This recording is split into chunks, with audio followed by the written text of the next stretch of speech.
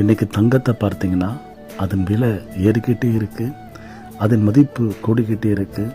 மக்கள் விரும்பி வாங்கிட்டே இருக்கிறாங்க. ஏன்னா அதன் ஒளி, அதன் நிறம், நம்பகத்தன்மை, அதன் பிரகாசம்.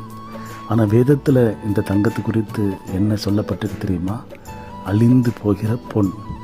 அப்போ எது அழியாதது, எது விலையேற பெற்றது அப்படின்னா உங்களுடைய விசுவாசம், விலையேற பெற்ற விசுவாசம் என்று சொல்லப்பட்டிருக்கு.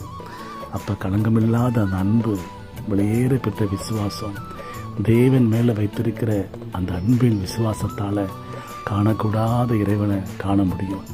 அந்த விசுவாசத்தால், தேவன் மேலே வைத்திருக்கிற அன்பின் விசுவாசத்தால் இந்த உலகத்தின் ஓட்டத்தை உற்சாகமாக கடக்க முடியும். பரலோகத்தின் நிச்சயத்தை பெற்றுக்கொள்ள முடியும். விசுவாசத்தின் தகப்பனாகிய ஆண்டவர் இயேசுவை மகிமையில் தரிசிக்க முடியும். அவர் மகிமையின் தேவன்.